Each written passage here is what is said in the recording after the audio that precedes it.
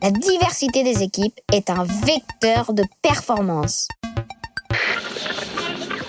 Un podcast pour le cercle Interel. Je me suis dit qu'il fallait à tout prix changer cela, qu'il fallait à tout prix prendre son destin en main. Un réseau de femmes et hommes d'entreprise engagés pour l'égalité. Comment faire pour que les femmes restent et évoluent au sein d'une entreprise technologique ? Il est question d'égalité des chances, égalité des rémunérations et des perspectives de carrière. Ce sont les principaux enjeux auxquels les entreprises technologiques font face aujourd'hui. Avec 3 femmes engagées et membres du cercle Interel, Bernadette Andretti, Elisabeth Im et Yamina Chaban, nous allons essayer de vous donner quelques outils pour y parvenir, que vous soyez RH, salarié, dirigeant ou à la recherche d'un emploi. Je précise que Bernadette Andretti est au téléphone avec nous. Yamina Chaban, vous êtes là, vous êtes directrice Business Development Customer Experience chez SAP. Quel a été le moment où vous prenez conscience de votre position de femme en entreprise technologique ? Alors, ma prise de conscience a eu lieu au moment, lors d'une de mes expériences professionnelles, au moment où j'ai eu accès à une formation de leadership. Durant cette formation, j'ai constaté à quel point nous, les femmes, nous mettons énormément de barrières en ce qui concerne notre propre développement et notre développement de carrière. Notamment, ce qui m'a frappée, c'est de voir à quel point, finalement, nous nous mettons vraiment de côté, à quel point nous ralentissons notre progression et à quel point les hommes, finalement, ne se posent pas autant de questions. Une des choses qui m'a aussi vraiment frappée, c'est que nous avons tendance à penser que les autres vont voir nos efforts, la quantité de travail que nous fournissons, sans pour autant, en fait, nous valoriser nous-mêmes. Et c'est vraiment à ce moment-là, et à travers cette expérience où j'ai eu énormément d'échanges avec beaucoup de femmes managers et leaders, que cela m'a vraiment frappée. Et je me suis dit qu'il fallait à tout prix changer cela, qu'il fallait à tout prix prendre son destin en main et bien évidemment pousser les portes, se valoriser soi-même, chose que j'ai moi-même faite et qui m'a permis aujourd'hui de pouvoir accéder à des postes tels que celui que j'occupe aujourd'hui. Je précise donc Yamina Chaban, vous êtes donc membre du cercle Interel. On le précise, le cercle Interel est un cercle qui œuvre pour l'égalité homme-femme dans les entreprises d'un milieu plutôt technologique. C'est un réseau qui regroupe 15 entreprises. Elles seront listées sur le podcast. Et je me retourne donc vers Elisabeth Im. Elisabeth, vous êtes d'origine américaine. Pour vous, le déclencheur s'est fait plutôt en France ou déjà aux États-Unis de cette prise de conscience ? Oui, alors c'est plutôt une fois arrivée en France parce que j'ai eu une éducation plutôt littéraire aux États-Unis et j'ai démarré ma carrière dans les galeries, mais j'ai jamais senti cette différence. On était toujours mesurés pour nos qualités et j'avais l'impression de pouvoir accéder à n'importe quel poste que j'aurais aimé. En arrivant en France, du coup, c'était plus le cas. Voilà, c'était pas visible au début, mais j'ai pu avoir des retours de mes collègues en France qui disaient qu'ils ont reçu des remarques sexistes ou qu'elles ne sentaient pas nécessairement en pouvoir d'accéder au poste qu'elles souhaitaient. Et donc, du coup, je me suis lancée dans le Business Women Network chez SAP France parce que je voulais au début comprendre la culture de SAP. Et à travers ce réseau, on réseaute entre stylos et c'est très important. Mais au même temps, j'ai découvert les femmes qui étaient frustration et il y avait des moments de doute dans leur carrière. Donc, je me suis lancée avec d'autres membres de bureau pour trouver des leviers et essayer de retrouver cet équilibre professionnel que j'ai connu aux États-Unis.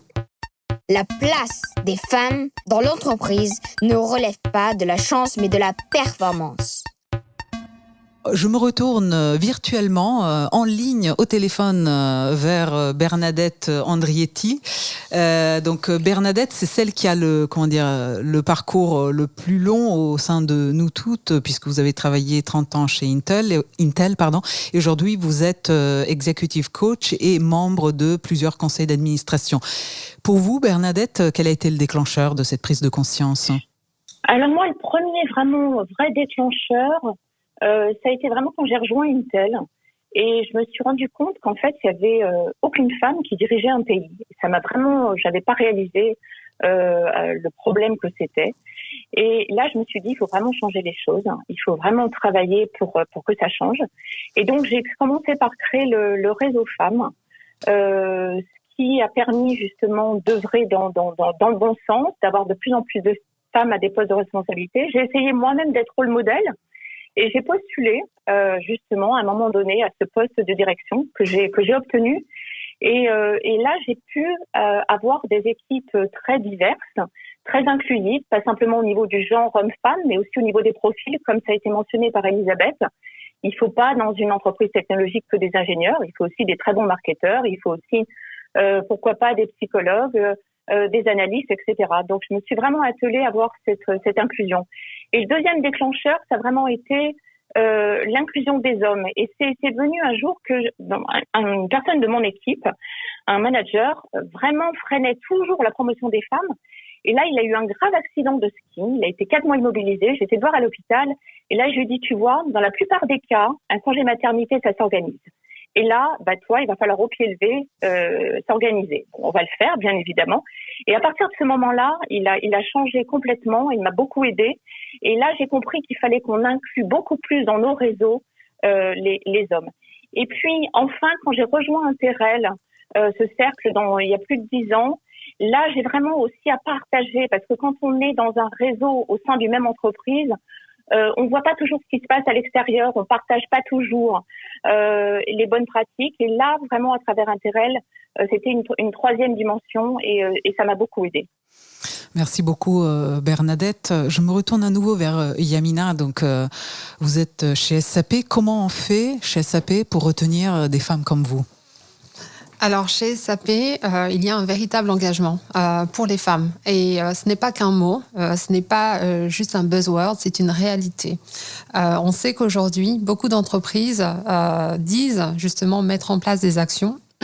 Et finalement, on ne les voit pas forcément. Chez SAP, aujourd'hui, c'est une véritable réalité. Il y a un véritable plan de rétention des femmes, des talents féminins. L'objectif chez SAP est d'avoir minimum 30% de femmes en management.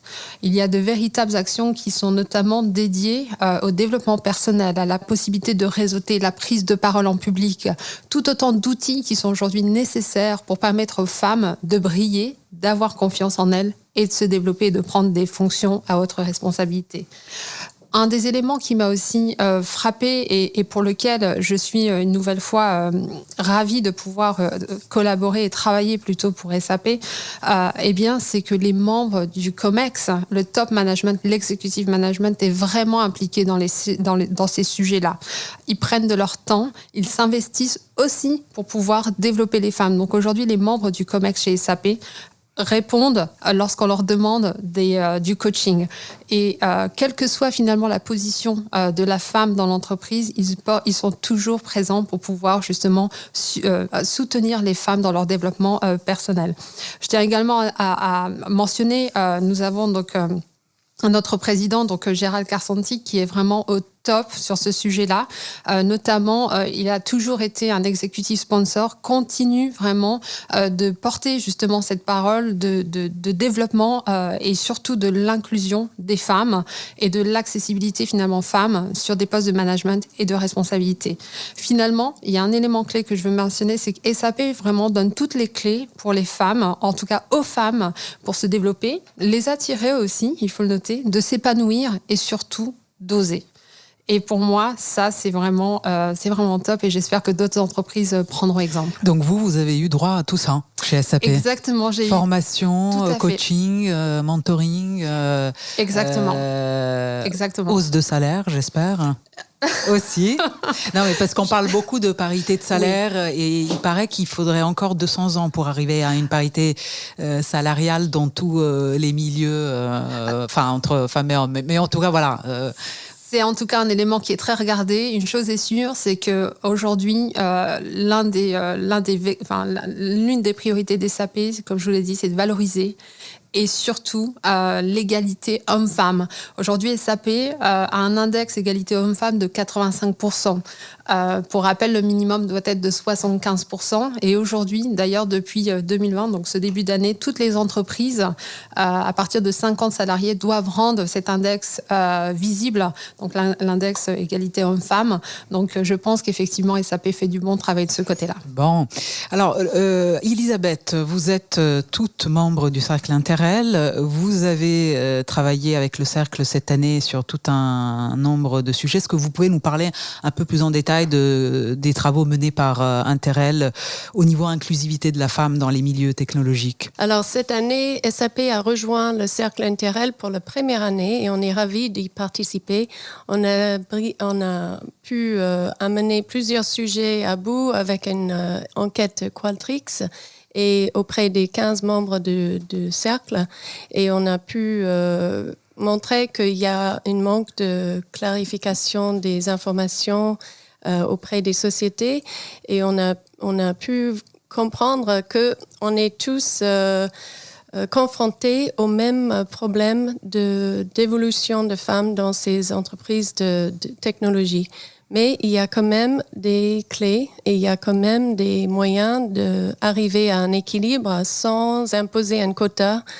Et ça, c'est à travers ces formations des femmes et des hommes et pour trouver un avantage, pour montrer l'avantage et pour prouver, et c'est d'ailleurs prouvé dans les études que les entreprises dirigées par les femmes sont parfois 30% plus performantes. Donc il faut cet équilibre.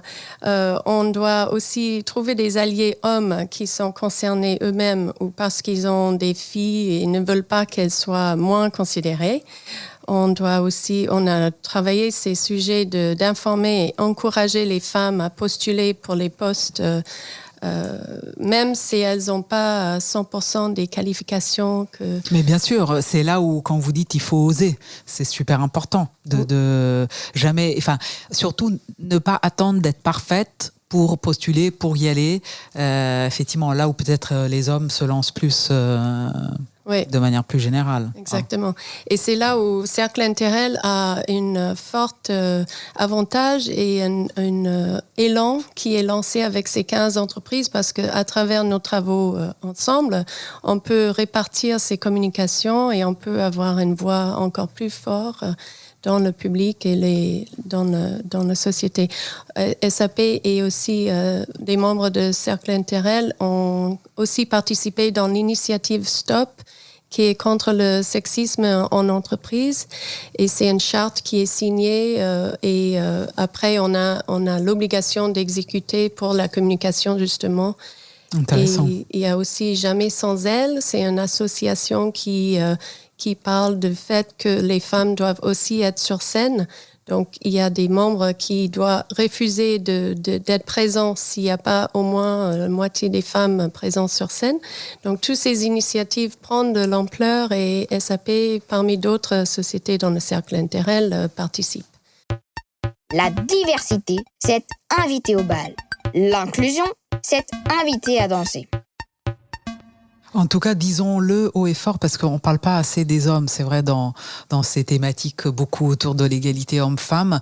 Les hommes doivent être là et doivent absolument participer à ces prises de décision, cette prise de conscience. Donc, on parle bien d'égalité homme-femme, femme-homme. Donc, voilà. On ne peut pas arriver tout seul. Oui. J'insiste là-dessus. Oui. Bernadette, donc, qui est au téléphone avec nous. Vous avez aussi travaillé, évidemment, en tant que membre du Cercle Interrel cette année sur toutes ces questions. Mais avant de revenir sur le cercle, j'aimerais savoir, vous avez passé 30 ans chez Intel. Comment Intel a fait pour vous retenir tout ce temps ? Alors, je peux vous dire que quand j'ai rejoint Intel, j'avais déjà fait 2 autres sociétés avant. J'aurais jamais cru, j'aurais jamais pensé que j'y resterais 30 ans. À l'époque, je me dis, j'y reste 5 ans et puis après, je passe à autre chose. Et en fait, ça s'est fait petit à petit. Et pourquoi je suis restée alors, j'ai eu la chance. Alors, souvent, les femmes ont dit, j'ai eu la chance. Et on devrait pas. En fait, on le mérite. On a des compétences qui sont reconnues, d'avoir des mentors, hommes et femmes d'ailleurs, mais j'en ai surtout eu un qui m'a beaucoup aidée, qui m'a permis d'oser, de postuler. Après la France, j'ai pris des postes internationaux que j'aurais peut-être pas vraiment demandé précisément, qui m'a poussée aussi à faire des formations. Donc j'ai fait une formation INSEAD, une formation digitale à l'ESSEC, qui m'ont permis justement d'avoir une vision un petit peu différente, de partir à l'étranger, aussi de faire des remplacements de 6 mois, qui m'ont beaucoup apporté. Et donc ce mentoring, ensuite, chez Intel, on a, et ça existe toujours, et c'est encourageant parce que je le vois dans beaucoup d'entreprises aujourd'hui, une gestion des talents aussi qui est très précise avec des indicateurs pour chaque manager. Donc chaque manager est mesuré sur justement comment il gère ses talents, hommes et femmes d'ailleurs, mais les femmes sont très bien suivies. Et puis ça a été dit par Yamina, il y a une implication, moi depuis 30 ans que j'y suis, depuis le début de la direction, en venant carrément des États-Unis. Donc c'est pas simplement les RH, les réseaux, c'est une implication très claire du management à tous les niveaux, y compris du président. Donc ça a complètement changé. Et puis les choses, et puis le réseau femmes chez Intel a toujours été très puissant. Bon, moi je l'ai créé en France, mais ensuite ça a été vraiment, je l'ai ensuite dirigé au niveau européen, Moyen-Orient et Afrique, et ensuite et je prenais aussi une responsabilité au niveau mondial. Et ça aussi, ça vraiment, ça change les choses. Et avec les hommes, ça s'est fait avec les hommes. Vous l'avez dit, et ça c'est clé. Donc c'est en fait voilà, c'est une multitude de choses, et on l'a vu aujourd'hui durant le colloque de mars avec Interrel, avec le cercle Interrel. Oui. En fait, toutes les sociétés aujourd'hui qui font la promotion des femmes, en général, c'est exactement ce qu'elles font. Elles travaillent sur le mentoring. Elles ont une très bonne gestion des talents. Plusieurs sociétés l'ont dit, NJ qui font partie du cercle, NGE. Et j'ai retenu une phrase qui m'a vraiment intéressée, qui était une phrase de Florence Fouquet, qui est directrice grand public chez NJ, qui a dit « Le leadership positif, ouvert et bienveillant est aujourd'hui reconnu au-delà de la performance et de l'audace. » Et ça, c'est l'autre point aussi que je voudrais rajouter, Alexandra, c'est que les femmes, les hommes l'apportent aussi, mais les femmes encore plus. Cette écoute, cette bienveillance, ce leadership positif qui est tellement clé aujourd'hui quand on voit cette crise que nous traversons. Et ça change tout. Et on a besoin de ça aujourd'hui dans le management. Donc les femmes aujourd'hui ont vraiment leur place. Interrel, un réseau de femmes et hommes d'entreprises engagés pour l'égalité.